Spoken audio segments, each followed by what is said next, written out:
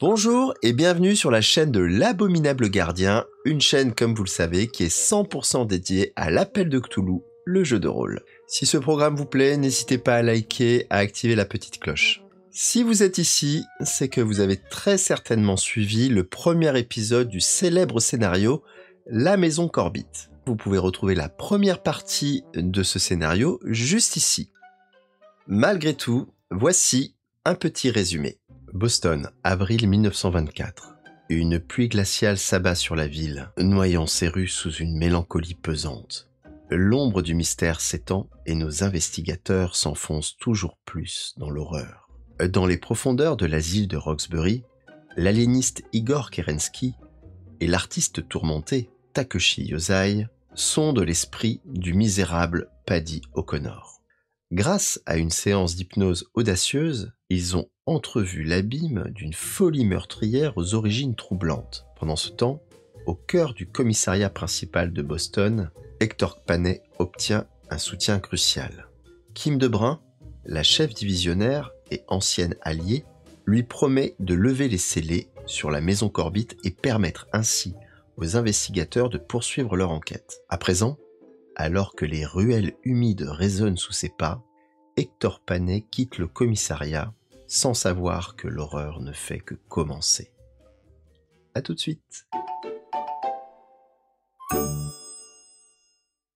Vous rendez où, mon cher Hector ? Vous avez quitté le commissariat, hein, c'est ça ? Si mes souvenirs sont bons, la mairie est sur ma route entre le commissariat et le Brunswick Hotel, Tout à fait. avec un léger crochet sur Bacon Street. Il te faut à peu près une quinzaine de minutes sous la pluie. Pas une pluie battante, c'est une petite bruine, pour rendre jusqu'à la mairie. C'est un bâtiment imposant. Tu montes les quelques marches du parvis et tu rentres dans un hall spacieux. Tu vois des employés qui savent faire à droite à gauche. Tu as une banque derrière laquelle se tient un secrétaire. Qu'est-ce que vous comptez faire, mon cher Hector ? Déjà, je prends le temps d'essuyer mes pieds longuement. Je couds mon parapluie de la même manière et je me dirige un pas assuré vers le guichet. C'est un jeune homme qui est habillé de manière très stricte, très maigre de visage, le teint gris. Bonjour monsieur. Oui, excusez-moi, je cherche des informations sur le cadastre d'une maison et j'aimerais avoir le maximum d'informations le plus rapidement possible, s'il vous plaît. Bien sûr, les services de cadastre sont en accès libre. Au bout de ce couloir, il y a une porte en bois, et derrière cette porte, ce sont les services du cadastre. Des personnes sont à votre disposition pour effectuer toutes sortes de recherches. Très bien. Je vous remercie, mon jeune ami. Lorsque tu rentres, cette personne lève ses yeux vers toi et te fait signe de t'approcher. La ville de Boston. Bonjour. Hector Panay, j'aimerais avoir toutes les informations que vous disposez sur une maison qui est située North Cambridge Street. Sur North, vous avez le numéro de la rue ? 145 North Cambridge Street. Alors nous avons pas grand-chose sur cette maison, au 145 Cambridge Street. Cependant, nous avons trouvé ceci. Un document, un testament. Nous n'avons pas grand-chose de plus. Est-ce que vous pouvez me lancer un petit dé d'intelligence, s'il vous plaît ? Le fait que la maison ait été léguée à un pasteur, au révérend Michael Thomas, qui est pasteur d'une chapelle, la chapelle de la Contemplation, vous donne l'idée de consulter également, de faire une demande pour consulter le registre des cultes. Oui, j'allais justement essayer de voir s'ils avaient quelque chose sur cette chapelle de la Contemplation, qui ne semble pas être la maison du 145. Absolument. Et vous apprenez que cette chapelle a été fermée en 1912.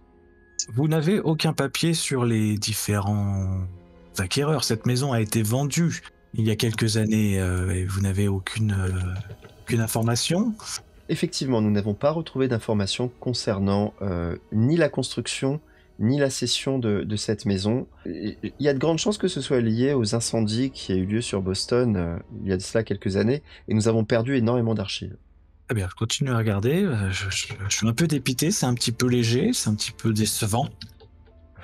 Je vous comprends, monsieur Panay. La personne que j'ai consultée justement, qui est en charge de ces archives, est formelle. Elle n'a absolument aucun autre document, aucune autre trace concernant cette maison. Bon, très bien. Je repars en montrant quand même que je suis à la fois déçu et un petit peu énervé. Je suis vraiment navré, monsieur Panay. Oui, écoutez, espérons qu'il n'y ait pas de nouvel incendie. ou que vous pensez à protéger un petit peu mieux vos affaires. La bonne journée. Bonne journée à vous. Je vous invite peut-être, excusez-moi, Monsieur Panet, avant que vous ne partiez, peut-être que vous aurez plus de chance du côté des journaux de la ville. Effectivement, ça faisait partie Je me doute. des idées que nous avions. Dernière petite question, au niveau des cultes, vous avez des registres que je pourrais consulter ou... Non, c'est ce que je viens de vous dire. La chapelle de la Contemplation a été fermée en 1912. Nous n'avons pas d'autres informations détaillées concernant cette fermeture. Vous avez une adresse quand même. Alors attendez. La chapelle de la Contemplation se trouvait dans une petite ruelle, Lined Street. Et c'est une petite rue qui est justement à quelques minutes, c'est presque une impasse, à quelques minutes de Cambridge Street. Ça doit être à 5-6 minutes à pied peut-être de Cambridge Street. Dans une petite ruelle qui est un petit peu plus à l'ouest, au nord-ouest. Très bien, après avoir eu cette information, je me détends un petit peu. Je vous remercie. Voilà une information que j'ai failli oublier, emportée par le manque de L'agacement peut-être. documents, l'agacement absolument. L'agacement peut-être. Veuillez m'excuser Non. d'avoir eu un tempérament légèrement... Si on peut vous rendre service, n'hésitez pas. Si vous avez d'autres recherches, voilà, nos services, nous sommes ouverts de 8h à 17h, tous les jours. Quel est votre nom ? Moi, je suis Frédéric. Très bien, écoutez, j'essaierai de me rappeler de vous à la fin de mes investigations. Bonne journée. Bonne journée à vous. Au revoir. Que fait-on ? Est-ce que nous ne dirigerions pas vers l'hôpital ? Alors pour moi, c'est l'écran noir total, hein, comme la dernière fois. Oui, je pense parce que tu n'y es pas. Si tu veux, je peux t'offrir une vue pour que tu puisses participer un petit peu. Tu me dis si ça... Parfait. Et je te mets en compagnie de tes amis. On sent une présence. Au moment où nous nous étions arrêtés, Takeshi Yozai était dans l'entrebâillement de la porte, le regard vide, fixant quelque chose dans l'espace. Il a l'air complètement absent. Vous venez de terminer, mon cher Igor, votre séance d'hypnose avec ce pauvre Paddy, et ce jeune homme commence à sentir les effets du calmant, et il commence à s'endormir à nouveau. L'infirmière le borde, le couche. Le docteur Cameron vous montre de la main le bout du couloir en vous disant simplement que là-bas, au fond à gauche, vous pourrez rencontrer Monsieur Macario. Très bien. Si cela vous intéresse toujours. Dans quel état nous allons le... Alors, je vous préviens, Macario, à la différence de Paddy, il est plus du tout en phase. En fait, il est complètement déconnecté du réel. Donc je pense que vous allez rencontrer de vraies difficultés à communiquer avec lui. Il n'est pas agressif, mais il est prostré. Et il est prostré comme ça depuis des mois. Donc voilà. Est-il sous traitement ou il est juste comme ça Il est sous tranquillisant. Très bien. Mais il n'est pas sédaté. Disons qu'il n'est pas violent. Il n'est pas violent, donc vous n'avez pas grand-chose à craindre. On ne craint pas pour notre sécurité. Non, enfin, soyons malgré tout prudents, ça devrait plutôt bien se passer. La seule chose, c'est que vous risquez d'avoir très peu d'interaction avec lui. Et si je me rappelle le début de notre conversation, vous m'aviez dit qu'il y avait un lien sur les yeux jaunes entre ces différents patients, je crois. Est-ce oui. que ma mémoire est bonne ou pas ? Effectivement, Monsieur Macario, lorsque nous l'avons interné, dans les premiers temps, avait des phases de délire très fortes. Et dans ces phases de délire, il convoquait bien souvent une forme éthérée avec des yeux jaunes qui le terrifiaient. Vous savez également que Madame est là, hein, elle est dans la cellule qui est juste à côté. Nous avions prévu, si vous nous le permettez, de visiter le mari et la femme. Je suis entièrement à votre disposition. Mon cher Takeshi, je vous sens un peu hagard, absent. Je ne sais pas si c'est la vision de ce pauvre homme dans sa cellule qui m'a tant bouleversé, mais oui, j'en ai des frissons. Est-ce que vous avez besoin d'un médicament ou autre où je puisse vous aider ? Non, c'est gentil. Merci de proposer votre aide, mais j'ai tout ce qu'il faut sur moi. Ne vous inquiétez pas. Vous êtes avec moi, d'accord. Je suis avec vous. Je suis bien présent. Docteur, si vous nous permettez. Bien sûr. Suivez-moi. Il ouvre le petit œilleton, il voit que Vittorio Macario est de dos. Il semble tourner le dos à la porte, au milieu de la pièce. Il a une sorte de chemise blanche qui ressemble à une camisole, sauf que ce n'est pas une camisole. Et il dodeline un petit peu d'une jambe sur l'autre à la manière d'un autiste. Je pense que ça devrait aller. Très bien. Il passe la clé dans la serrure, il ouvre la porte. Vous apercevez donc de dos un homme assez maigre, dans une grande chemise blanche. Il a l'air de tenir quelque chose dans les bras, mais vous ne le voyez pas. Les murs sont recouverts de tissu, et il y a un minuscule fenestron qui projette une lumière bleutée. C'est une toute petite cellule. Et au moment où vous ouvrez la porte, il se retourne. Et il tient dans ses bras une sorte de Bible comme ça. Il a les yeux extrêmement écarquillés. Et il tremble un peu de la mâchoire, de la bouche comme ça. Et il a de la bave séchée aux commissures de ses lèvres. Il est dans cette posture-là. Que faites-vous? Je m'adresse à Monsieur Macario et je lui demande, comme ça, juste pour voir s'il a une réaction, l'autorisation de rentrer dans sa pièce. En fait, tu vois il réagit pas. Non, cognitivement, ça n'a pas l'air d'aller. Hein. Il réagit pas du tout, il vous regarde pas, finalement. Et en fait, il ouvre un moment sa Bible, comme ça. Il ouvre sa Bible tout en tremblant. Et puis, il pointe quelque chose du doigt, il fait... Ne vous y trompez pas, on ne se moque pas de Dieu. Ce qu'un homme aura semé, il le moissonnera aussi. C'est par sa propre arme que le diable est battu. C'est par sa propre arme que le diable est battu. Et il jette sa Bible, et il se met à terre, et il se met comme ça à prendre ses genoux entre ses mains et à trembler. Et là, vous avez le professeur Cameron, il a souvent ces réactions-là, c'est à n'y rien comprendre, mais voilà, il n'est pas vraiment méchant, ça peut paraître un petit peu impressionnant, mais ne vous inquiétez pas. Je crois bien sûr dans vos méthodes, j'ai vu que l'hypnose semblait fonctionner parfaitement bien avec Paddy, mais là, je pense que Monsieur Macario ne sera absolument pas réceptif. Oui, comment est sa cellule? Dans quel état est-elle? Elle est plutôt propre. Le sol a été nettoyé. Il n'y a pas d'odeur particulière. Très différent de la pièce que vous venez de quitter. C'est exactement la même configuration. Un lit, un bac à douche, un toilette. J'allais dire pas d'objets personnels, pas de décoration, de photos, de dessins, non. de peinture.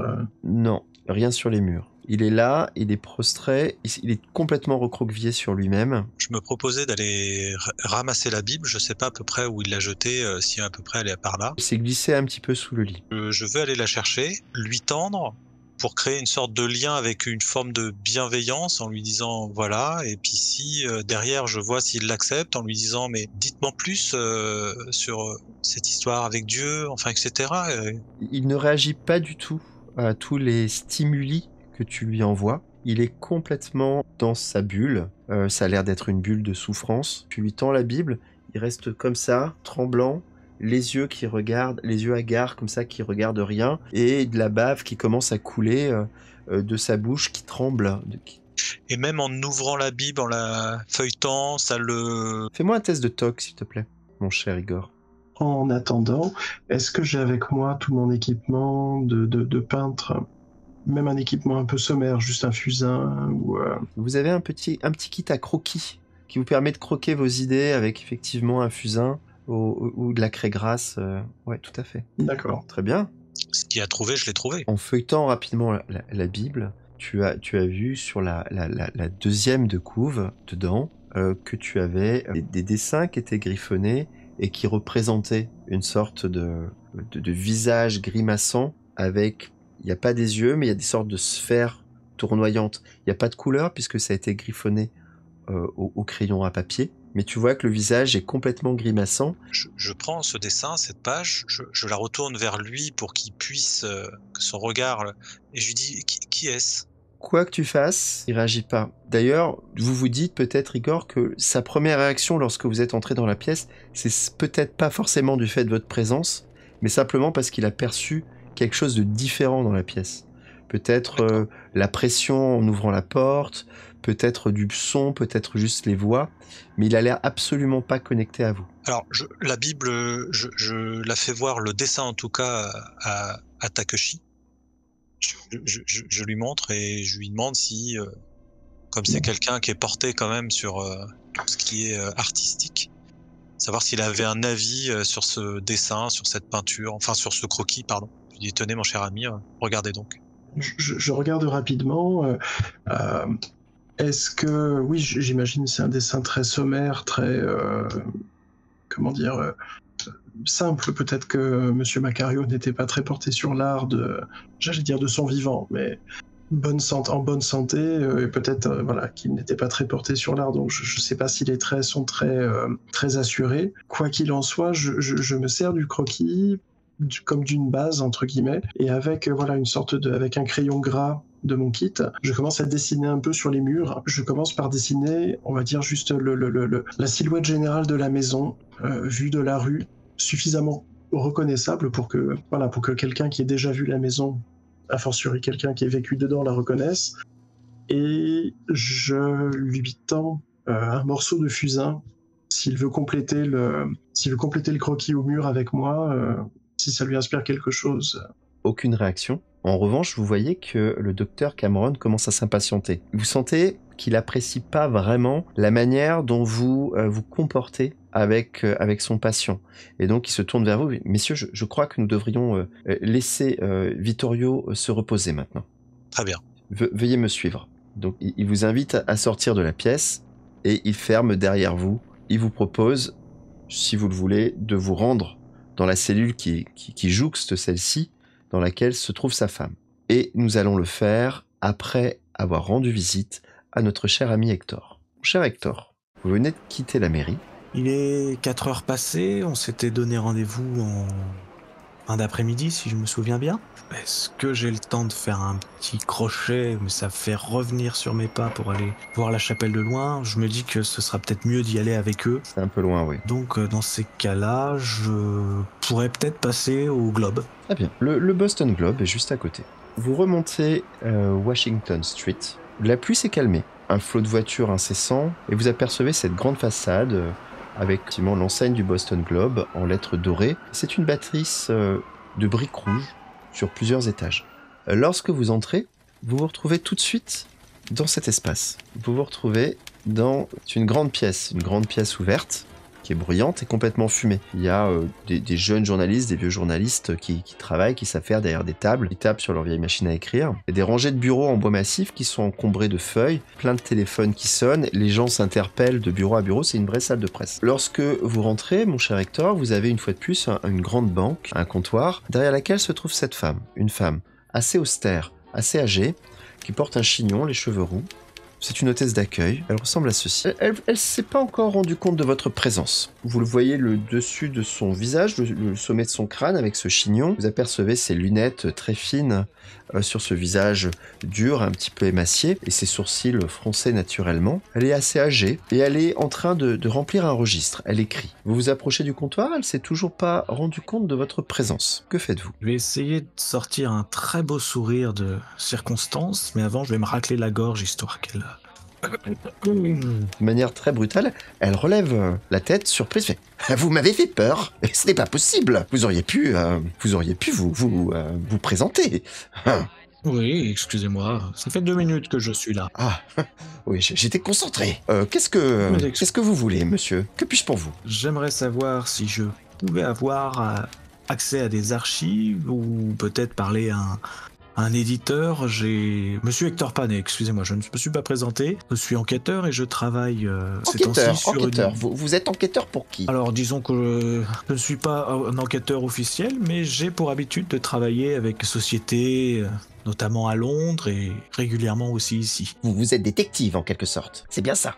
Détective. Et tu vois qu'elle Oui. Elle est tout son visage quand elle parle. En fait, ce n'est que crispation et agacement. Vous voulez accéder donc à des archives de notre journal, c'est bien cela? Absolument. Oui, ce n'est pas possible. Enfin, pas comme ça. Je peux pas vous donner les accès aux archives. Pour cela, il faut d'abord en passer par le rédacteur en chef. Lui seul a la latitude de vous autoriser ou non, à son bon vouloir, d'accéder aux archives. Eh ben c'est très bien. Est-ce que vous pourriez prévenir le rédacteur que monsieur Hector Panet est présent au Boston Globe, s'il vous plaît? Comment dire, lorsque vous prononcez votre nom, il y a un certain type d'arrogance dans votre voix qui m'est assez désagréable. Comme si vous étiez quelqu'un de connu. Sachez, monsieur, que je ne vous connais pas. Je n'en vois aucun problème, mais si votre rédacteur est un bon rédacteur, il a déjà très certainement dû entendre parler de moi. Très bien, ce n'est pas ce qui va vous donner un traitement de faveur, sachez-le. Surtout auprès de monsieur Artsy. Ce n'est pas quelqu'un de commode. D'ailleurs, écoutez. Et puis elle se retourne, elle te montre que tu as une coursive au-dessus de la salle de presse, coursive métallique, et tu vois qu'il y a des bureaux vitrés. Il y a un escalier en colimaçon en fer qui monte jusqu'à une coursive, donc une sorte d'étage qui donne sur la salle de presse en plus bas. Et sur cette coursive, il y a différents bureaux. Il y a un bureau, vous apercevez des silhouettes à travers, mais vous entendez une voix qui crie, qui semble crier sur quelqu'un qui se trouve dans cette pièce. Et ben voilà,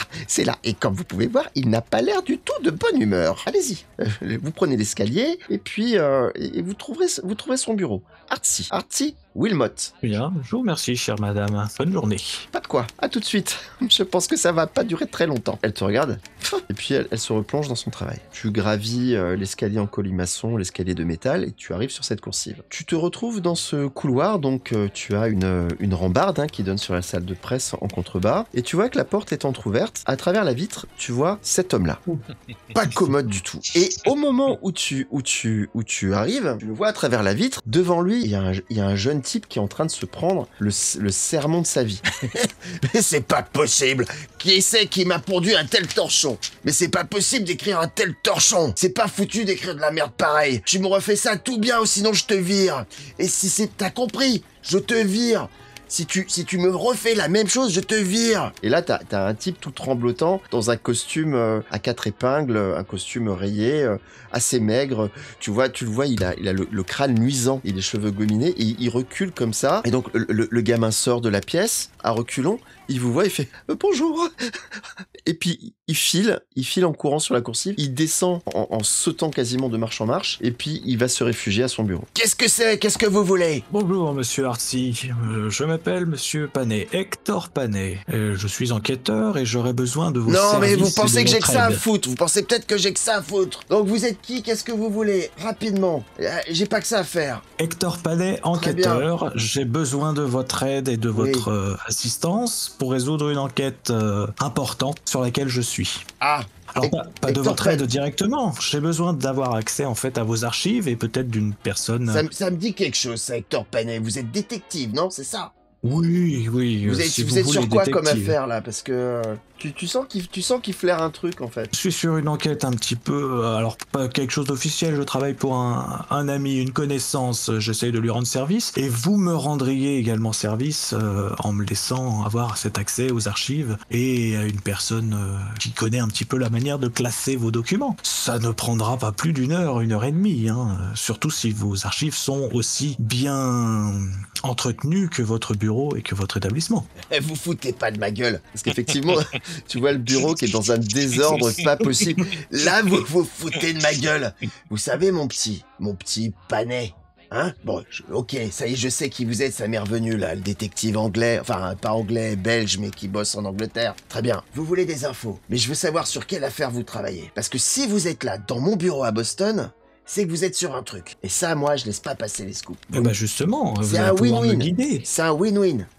Vous travaillez sur quoi? Je suis en fait sur, je travaille un petit peu sur les cultes étranges à Boston et oui à Boston absolument et j'ai entendu parler de la chapelle, une chapelle de la désolation. Attendez, je revérifie, je ressors mon calepin parce que je suis un petit peu désarçonné, mais oui c'est ça, c'est la chapelle, une chapelle qui a été fermée il y a en 1912, la chapelle de la contemplation. Ouais, ça me dit pas grand-chose. Après, ça me passionne pas trop votre histoire parce que vous savez quand même que Boston, c'est la ville aux 1000 clochers. Pour moi, c'est pas un sujet. Non, je pense pas avoir d'informations particulières pour un scoop ou quoi que ce soit. Vous voulez descendre à la morgue, si j'ai bien compris. Absolument. Bon, je vais vous appeler Ruth. Vous me foutez pas le bazar dans les archives, hein. Elles ont échappé à l'incendie. Ah. C'est déjà ça.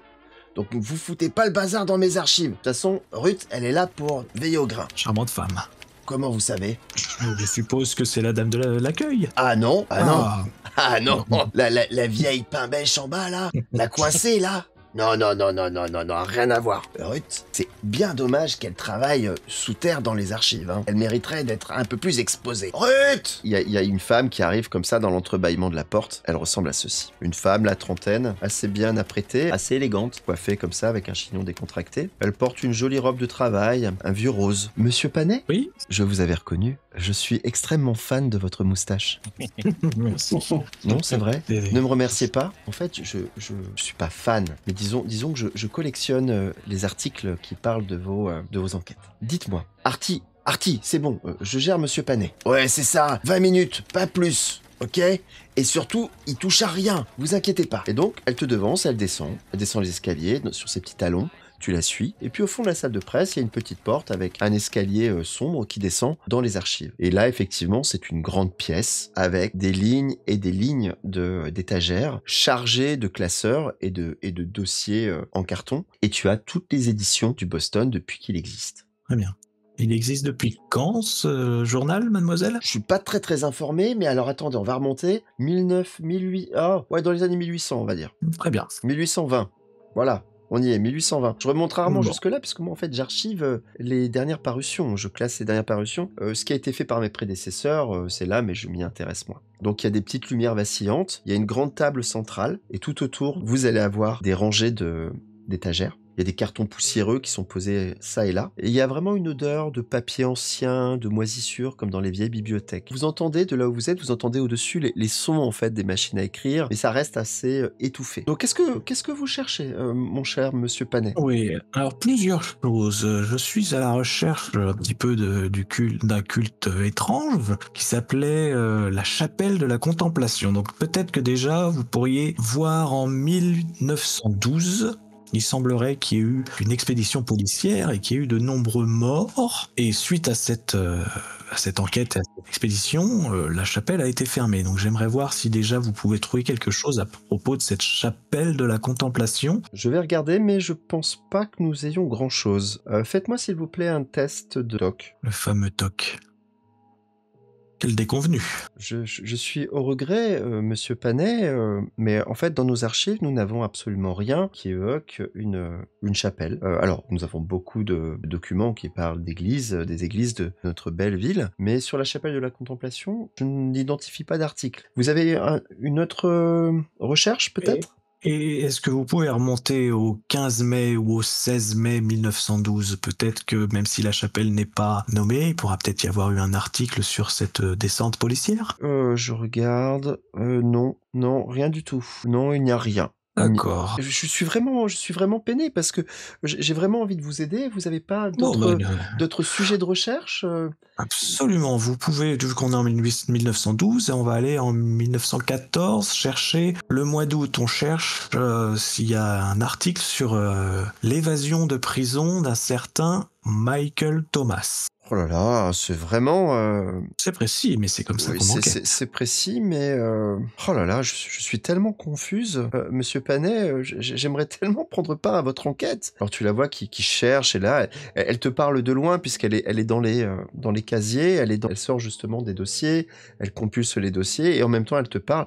Oh là là, je suis désolé, je ne trouve absolument rien. Alors là, le problème, c'est que j'ai pas particulièrement de date, donc il va falloir feuilleter un petit peu partout, mais je suis aussi intrigué par une maison au 145, excusez-moi, North Cambridge Street. Ah. C'est une maison... Alors attendez, nous allons chercher autrement. Donc là, on est dans les faubourgs. Alors attendez, 145 ? Je suis plutôt embêté là. Comment dire ? C'est assez récent. Effectivement, nous avons un papier, mais en fait, il est classé. Je devrais pas... Bon, ça reste entre nous, hein. Très bien. Tenez, apparemment, cet article n'a pas pu être imprimé. Effectivement, ce qu'il y raconte est un petit peu intriguant. Cette maison vous intéresse ? Oui. Alors, Oui. j'ai un autre document qui est dans la même boîte. C'est un transfert de propriété. J'espère que ces quelques éléments que j'ai pu trouver Oui. réussiront à combler un peu vos frustrations, mais je n'ai vraiment rien de plus. Vous n'en aviez jamais entendu parler, vous, personnellement, en tant que Non, citoyenne de Boston. non. Je vois sur la petite note Je le vois nom. bien cette histoire au 145. Il y a quelques jours, il y a cette histoire de cet accident qu'il y a eu avec ses ouvriers, mais puisque ça a été publié, mais sinon, Oui, je vois sur la petite note que le rédacteur, ou en tout cas que le Globe, a un contact avec la famille Knott. Est-ce que vous avez une information à ce sujet? Le nom me dit quelque chose, hein, Knott. Oui, c'est monsieur Harvey Knott qui est le riche investisseur immobilier. Nous savons qu'il rachète progressivement un maximum de vieilles maisons pour créer de nouveaux appartements et de nouveaux quartiers. Oui, très bien. Il n'y a pas de connivence directement entre vous et Monsieur Wilmot? Entre Monsieur Knott et Monsieur Wilmot? Non. Non, bien sûr que non, Très bien. non. Bon, écoutez, ce document-là, je peux pas vous le remettre, hein, donc Oui, voilà, je je termine. vous laisse prendre le temps, vos petites notes. Moi, je recopie les petites choses les plus importantes, les dates, les noms. Je suis très ravi de cette petite contribution. Tu vois qu'elle est un petit peu, comment dire, elle est intimidée, elle est impressionnée par votre présence. Elle vous observe, elle regarde, elle essaie de comprendre vos méthodes, ce que vous faites, etc. Nous allons vous quitter à cet instant précis pour retrouver nos amis à l'hôpital. Très bien. Que en sortant de la cellule de Monsieur Macario, donc il avait jeté sa Bible par terre, on l'avait récupérée. Est-ce qu'on a réussi à la garder peut-être sous un manteau discrètement? Non, surtout ce qui s'est passé, c'est que Dr Cameron, lorsque vous êtes sorti, vous ne prenez rien dans cette pièce. Hein. Cette Bible, c'est ce qui le maintient, c'est ce qui le connecte encore un petit peu au monde. Donc ne lui prenez pas sa Bible. Prie, hein. Je pense qu'il y aurait moyen, en RP, que M. Takeshi reproduise le croquis Simplice pour qu'on en ait une copie sur nous, non? Je pense. Auriez-vous la capacité de reproduire ce... Faites-moi s'il vous plaît un petit test d'intelligence pour la mémoire. Le dessin s'est imprimé sur ta rétine. Tu le griffonnes assez facilement. Tu le reproduis assez facilement. Très bien, bon, je fais ça en quelques secondes dans le couloir. Docteur Cameron, messieurs, suivez-moi. Donc il ouvre le petit œilleton. Alors, même question, dans quel état devrions-nous voir Madame Macario? Est-elle dans le même état? Non, alors non. Madame Macario ne présente aucun signe de démence. Elle est juste extrêmement dépressive. Elle est là car elle veut rester auprès de son mari. Elle n'est pas folle, elle a de grands moments de lucidité. Attendez, donc il regarde. Elle a l'air de dormir. Je suis pas trop favorable à l'idée de la réveiller. J'apprécierais, docteur, si nous pouvions faire entorse à votre règlement, et si nous pouvions la réveiller. Je ne suis pas certain que notre agenda nous permettra de repasser dans les jours qui viennent. Si vous devez le faire, je vais vous octroyer quelques minutes seulement. Et s'il vous plaît, essayez de ne pas traiter Madame Macario comme vous l'avez fait avec Vittorio. J'avais l'impression que c'était un animal. Vous l'observiez comme s'il était déshumanisé. Ce qui me surprend assez de la part d'un confrère quand même qui a normalement l'habitude de travailler avec un public. Alors, c'était aucunement mon propos. L'approche que j'avais faite, effectivement, c'était une approche un peu directe, mais qui me paraissait totalement proportionnée par rapport à l'état de ce patient. Mais peut-être que vous n'êtes pas encore au fait de ce genre de technique, et je pourrais peut-être vous partager quelques retours d'expérience qui pourraient vous aider à l'avenir. Très bien, écoutez, je vous laisse quelques minutes. Je ne vais pas rentrer dans la pièce, ça fait trop de présence, faut la réveiller doucement. Je vais demander simplement à Jenny, l'infirmière, de la réveiller. Jenny, pouvez-vous aller voir Madame Macario pour lui demander... Donc, à travers le ton, donc elle en trouve la porte, et vous apercevez, de là où vous êtes, une femme qui dort sur le côté, qui est dans une sorte de blouse bleue. La chambre est assez propre, comme celle de son mari. Et donc vous apercevez Jenny qui secoue un petit peu l'épaule, et progressivement, Madame Macario se réveille, se redresse. Jenny vous fait signe de rentrer. Je préférerais, n'est-ce pas, Monsieur Cameron, docteur, qu'il n'y ait qu'une seule personne qui rentre, pour ne pas trop la choquer. Vous voyez, elle se réveille à peine. Essayez, s'il vous plaît, de ne pas l'agresser. Ses cheveux sont gris. Elle a l'air d'avoir au moins 40 ans, mais vous savez en fait qu'elle est beaucoup plus jeune que ça. Elle vous regarde. Elle ressemble à ça. Elle a les traits très tirés, des poches sous les yeux. On voit qu'elle a pleuré. Elle a vieilli prématurément. Elle est là, elle vous regarde. Elle parle pas, hein. Elle est assise sur le lit, elle vous regarde juste. Jenny prend congé? Non, Jenny reste à côté et vous fait signe de vous approcher. Et elle commence à se ronger les ongles, tu vois. Est-ce que j'ai la possibilité de poser une forme de diagnostic? Fais-moi un test de psychologie. Bon, tu vois qu'elle est très très angoissée. Elle est en pleine crise d'angoisse. Elle se ronge les ongles et un de ses doigts commence à saigner. Je me présente. Je lui dis que je suis le docteur Igor Kalensky. Bonjour. Est-ce que vous accepteriez que nous ayons un petit échange? Vous voulez me parler de quoi? De mon mari? Il ne va pas bien du tout. Mais J'ai justement- l'impression de l'avoir perdu. Justement, nous sommes inquiets à son propos et nous voulions que vous puissiez nous aider à l'aider en fait. Mon mari, il est plus sensible que moi. Hein. Ça a été plus dur pour lui, mais c'est que c'est dans cette maison, il y a une présence dans cette maison, présence maléfique. Cette présence hante encore ses rêves. Moi, j'arrive à m'en libérer un peu, mais sachez que pendant presque, avant de venir ici, les 15 derniers jours, quand je me réveillais le matin, il y avait, et là, tu vois elle commence à sangloter, et elle regarde le plafond, comme ça. Il y avait une ombre qui se penchait sur moi, qui avait des yeux jaunes brûlants, et qui me fixait. Et quand Vittorio est parti, complètement fou, la présence a disparu quelque temps. Et puis, alors que je vivais seul à la maison, la présence est revenue. Voilà. Et elle s'est révélée encore plus mauvaise, maléfique. Et là, tu vois qu'elle commence à pleurer à chaudes larmes. Et tu la vois, en fait, elle commence à être prise un petit peu de convulsion. Quand elle est revenue, mon mari était plus là, j'étais seul dans la maison, j'avais peur. Et la présence, elle faisait voler des objets dans la pièce, même s'écraser contre les murs. Et là, tu vois qu'elle commence à rire. Elle crie très fort comme ça. Elle fait « Vous ne pouvez pas aller à l'étage! Vous ne pouvez pas aller à l'étage !» Et elle se jette la tête dans son coussin. Et là, Cameron, il te fait « Non, sortez. Jenny, raccompagnez, sortez. Oh, ok. Sortez. Sortez, ce n'est pas possible. Messieurs, je suis vraiment désolé, vous ne pouvez plus rester ici. Je comprends et je vous remercie déjà de l'aide que vous nous avez apportée. Petite question, est-ce que vous saviez s'ils avaient des enfants ou c'était un couple... Leur fils aîné s'est suicidé avec un couteau de cuisine. Ouais. Et la fille est à Baltimore chez la tante, si vous voulez tout savoir. Vous pensez que la fille, vous ne l'avez pas internée, ce qui veut dire qu'elle a échappé un peu à tout ça? La fille est partie à temps, je crois. Voilà, messieurs, je dois vous demander congé. Pour ma part, je pense que nous pouvons sortir de l'hôpital et revenir sur le plan que nous avions initialement, de retourner à notre hôtel pour soit rencontrer ou attendre Hector Pan. Très bien, donc vous repartez à l'hôtel. Monsieur Panet, vous avez également, j'imagine, quitté le Boston et... Oui, une petite chose avant, j'ai demandé à cette gentille russe si elle aimait manger français. Oui, j'adore, mais vous savez, avec mon petit salaire ici d'archiviste, je n'ai pas les moyens de m'offrir la délicieuse cuisine française. Écoutez, je vous enverrai une petite note et nous pourrons peut-être discuter un petit peu de certaines de mes enquêtes, de ma moustache. Je suis terriblement gêné. Mais... En tout bien, tout honneur. Je suis terriblement gêné et puis je ne peux que refuser. J'ai un fiancé. Vous l'invitez, hein, si lui aussi est intéressé par l'enquête, l'intrigue. Écoutez, comment dire? Vous réfléchissez, je vous enverrai un télégramme et puis vous y répondrez par la positive ou la négative. C'est selon. À la fin de l'enquête, de toute façon, je pense que nous ferons un grand repas avec les quelques personnes qui nous ont aidés. Un grand raout. Je suis très touché par votre proposition. C'est moi qui vous remercie. J'en parlerai à mon fiancé. Surtout quand c'est pas lui qui paye. C'est vrai. Très bien. Donc vous retournez à l'hôtel et vous allez vous y retrouver à peu près au même moment dans le jardin d'hiver aux alentours de 18h, 18h30. L'heure idéale pour commander un apéritif et discuter peut-être tous les trois ou pas de vos découvertes.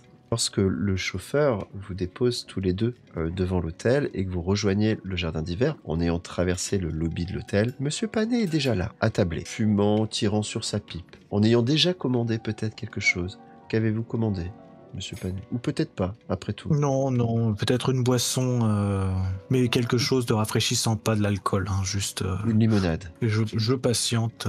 Il fait face à l'entrée du jardin d'hiver et vous fait signe de la main et vous vous retrouvez tous les trois. Je m'assois à table. C'est assez calme. Il y a un couple le long de la fenêtre qui se chamaille un petit peu autour d'un thé. Et puis une vieille dame au fond qui est sur un roman et qui lit tout en tirant sur sa cigarette, très élégante. Installez-vous, cher docteur, installez-vous. On m'assoit. Ce soir, on va commander aussi quelque chose. Hein. Je lève la main, voir s'il y a un serveur qui puisse capter mon signal. Au moment même où tu lèves la main, de derrière une colonne, t'as un serveur qui surgit. Oui, Monsieur, Quelque chose de rafraîchissant. alcoolisé ou non alcoolisé? Alors, pas pour ma part, peut-être, mais Moi non plus, je ne prendrai pas d'alcool. Une citronnade peut-être? très bien, Parfait. pour ma part. Quelques petits amuse-bouches? Oh oui, et nous réfléchissions. Nous avons quelques Commander peut-être. friandises, quelques petites confiseries. Je vous apporte cela tout de suite. Quelques minutes plus tard, il arrive et dépose ce qui était sur un joli plateau d'argent. Très discrètement, il s'efface et retourne en cuisine. Comment s'est passée votre journée, monsieur Panet? Ouais, à la fois excitante et décevante. Et vous, de votre côté? Oh, qu'est-ce que vous en pensez, monsieur? Je ne sais quel qualificatif utiliser. Surprenante me paraît être le minimum acceptable. Absolument. Commencez, puisque vous nous attendiez.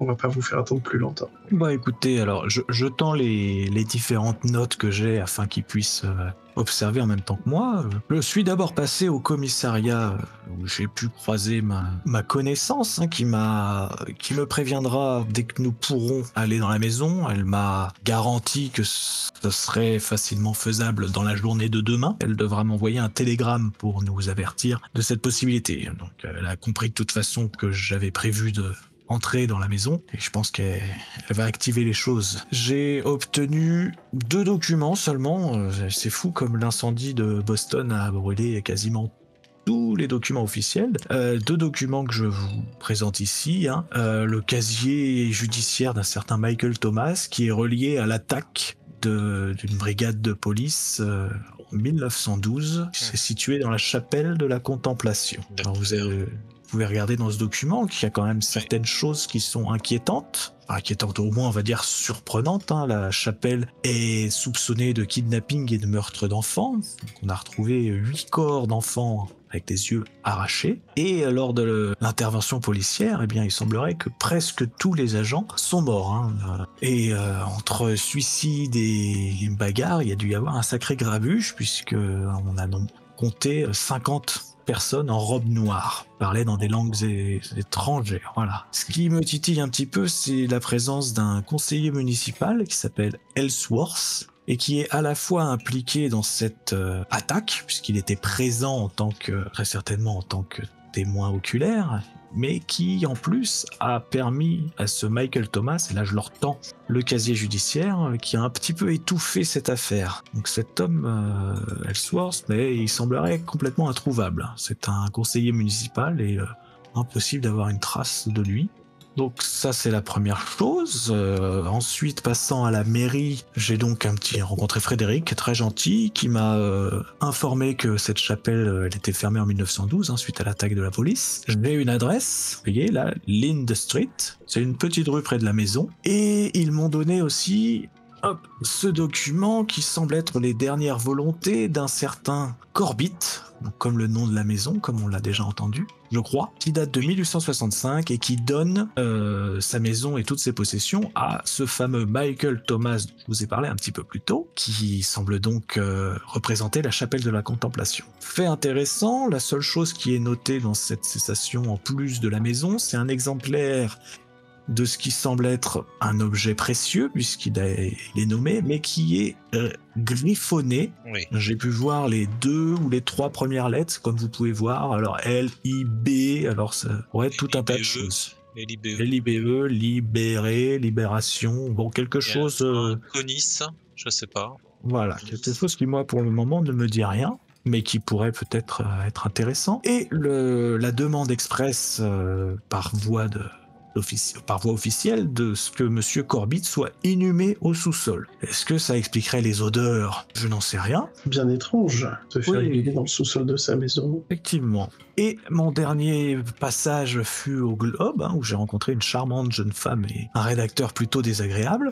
J'ai appris... Alors là, je peux juste vous montrer mes notes, que la maison qu'on appelle Maison Corbett a été construite probablement au début du 19e siècle, et qu'elle a été vendue à ce Walter Corbett en 1835 par monsieur Henry Weber, qui est tombé malade et qui a vendu sa maison. L'article parle de Corbett qui se ferait livrer des caisses de différentes tailles, comme s'il était dans le commerce ou quelque chose comme ça. Bon, pour l'instant, je n'ai aucune spéculation à ce niveau. Le dernier article, par contre, est beaucoup plus récent. Il date de 1918. Et il parle toujours de cette maison et nous précise qu'en une vingtaine d'années, 3 familles ont été détruites à l'intérieur de la maison. Les Macario, que vous connaissez et dont vous allez me parler un petit peu plus tard. Mais une autre famille de Français, avec 4 personnes mortes, tué par un couteau et un couteau qui semblerait avoir disparu. Et on retrouve en 1909 une autre famille qui aurait été frappée par la maladie. Donc voilà, l'article fait un petit peu de la spéculation en parlant de démons, d'eau contaminée ou de maladies dormantes. Pour l'instant, je n'ai aucune caractérisation par rapport à ça, sachant qu'on a plusieurs intrigues qui, pour moi, méritent d'être découvertes. De votre côté, que pouvez-vous me dire? Excusez-moi, Oui. Le serveur est à nouveau là. Il tient un petit plateau en argent sur lequel il y a un petit billet qui est plié. Ce petit mot est pour Monsieur Panet. Il le pose, Oui. il te le tend, tu le prennes, et tu peux lire en fait sur ce petit mot que la maison est libre. Kim. Très bien, je leur dis, la maison est visitable, messieurs. Mon cher Takeshi, j'ai l'impression que notre ami Monsieur Panet ne dément pas de sa réputation. Il n'a pas Non. chômé. Effectivement, vous avez fait presque plus vous tout seul que nous deux réunis. Racontez-moi. Monsieur Takeshi, nous avons réussi à voir la famille Macario et Monsieur Paddy. Qu'est-ce que nous pouvons dire? C'était quand même, comme on dit, étrange. Pour le moins étrange, oui. Le seul témoignage concordant parmi les 3 personnes donc, que nous avons pu voir s'accorde sur un point en particulier. Il y a une présence dans la maison, présence qui semble se manifester, en tout cas que eux semblent percevoir par des yeux jaunes brûlants, présence plutôt hostile, je dirais, aux habitants de la maison, des gens brisés que nous avons pu voir aujourd'hui, vraiment. C'était touchant de voir à quel point une famille aimante, famille normale, pouvait se retrouver aussi brisée. Il n'y a pas d'autre mot. Nous étions en dehors de la science, je parlerais là de mysticisme ou de possession. Vous savez bien qu'il nous faut des preuves à tout cela. Monsieur Takeshi, je crois que vous avez recopié un croquis. J'ai profité du trajet en voiture pour redessiner un croquis que nous avons pu voir dans la Bible de Monsieur Macario. J'ai dessiné dans sa Bible ceci. Alors je sors mon carnet de croquis dans lequel donc j'ai redessiné la maison telle que lui l'avait dessinée, agrémentée de la citation, les citations qu'il a pu proférer quand nous sommes rentrés dans sa cellule. Une histoire avec Dieu et le diable. C'est par sa propre arme que le diable sera battu. Tout concorde pour dire effectivement cette émanation aux yeux jaunes aurait incité ces personnes à agir. Par contre, comme l'a dit mon cher Takeshi, en face de nous, nous avions des gens mais complètement détruits. Il est 19h30. Qu'est-ce que vous proposez, mes amis? Bien, pourquoi ne pas profiter d'un bon repas ce soir et se donner du courage pour y aller demain? Et je vous rappelle que nous sommes payés à la journée, donc nous ne sommes pas à 1 ou 2 jours près. Non pas que je sois vénal, mais que notre voyage Nous soit profitable. profitable, absolument. Bah, écoutez, on va se rafraîchir et se retrouver pour dîner. Profitons un petit peu de ce bon restaurant. La soirée se déroule doucement. Vous appréciez le moment, vous continuez à échanger, puis vous parlez un peu de vous parlez un peu de vos vies, vous confiez un peu, vous découvrez les uns les autres, et vous repartez sereinement dans vos chambres. Quant à vous, Takeshi, le chauffeur est là, et vous récupère pour vous raccompagner chez vous. Vous avez convenu d'une heure de rendez-vous pour demain matin? 8 heures, c'est bien. Parfait. Vous avez une nuit agitée. Pour nous 3. Vous 3, vous dormez pas bien. Au petit matin, quand vous vous réveillez, vous avez un mot sous votre porte. Ce mot, c'est celui-ci. Quant à vous, Takeshi, votre nuit a été très compliquée. Vous avez vraiment très très mal dormi. Vous vous êtes levé à nombreuses reprises. Vous avez eu l'impression d'être dans un état second quasiment toute la nuit, de dormir sans vraiment dormir. Tout était très confus. Lorsque vous vous réveillez, il y a un chevalet posé face à votre lit. Et sur ce chevalet, vous apercevez ceci. À cet instant précis, vous ne comprenez pas. C'est un visage qui vous fixe avec ses yeux jaunes comme des soleils tourbillonnants, des yeux de braise. C'est un vieil homme grimaçant, méchant. Vous êtes pris d'un malaise. Moi, s'il vous plaît, un test de San. Tout se met à trembler autour de vous. Les murs se mettent à vibrer de manière un peu pulsatile, comme s'il se tordait pour respirer. Que faites-vous? Je prends une seconde pour m'asseoir.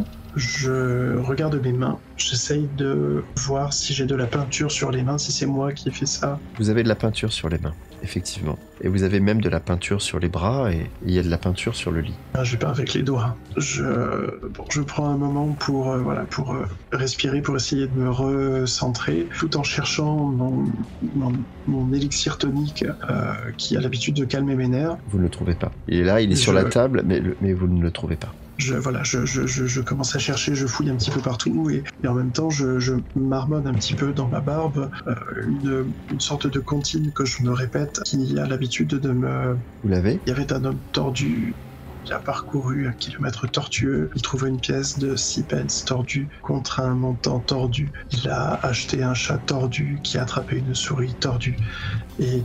Ils vivaient tous ensemble dans une petite maison tordue. Voilà, je la répète en boucle tout en cherchant désespérément mon élixir. Cela vous apaise. Autour de toi, l'espace se stabilise. Il y a toujours ce visage très réaliste, malgré ce coup de doigt impressionniste un peu. Il reste très réaliste. Il est là et vous avez l'impression qu'il vous scrute, qu'il vous observe. Que faites-vous ? Faites-moi un test de pouvoir. Test de pouvoir en avant. C'est plus fort que vous, tu shootes un grand coup de pied dans le chevalet et tu transperces la toile qui s'effondre par terre. C'est pas suffisant, j'essaie de la recouvrir avec un drap, j'arrache les draps du lit, je la recouvre pour Très bien. Masquer au moins temporairement le visage. En vous levant, vous apercevez un petit mot plié dans une enveloppe glissée sous votre porte. Si tu ouvres la fenêtre, tu jettes un regard en contrebas et tu vois le toit de la voiture de votre chauffeur. Il est là, il est dehors contre la calandre et il fume une cigarette. Quelle heure il est environ ? 7h45 et il vous faut 10 minutes pour vous rendre à l'hôtel. Ok. Bon, il me reste donc environ 5 minutes pour me rendre présentable. Donc j'essaye de me laver les mains, de me nettoyer de toute cette peinture pour sauter au plus vite dans la voiture et ne pas avoir l'air d'un fou en arrivant. Vous reprenez vos esprits, mon cher Takeshi, et vous vous préparez rapidement, parce qu'en fait, vous réalisez peut-être au fond de vous que cette nuit n'a pas vraiment été une nuit de sommeil. Vous avez été dans un état second, comme un somnambule, et donc vous rejoignez vos amis à l'hôtel.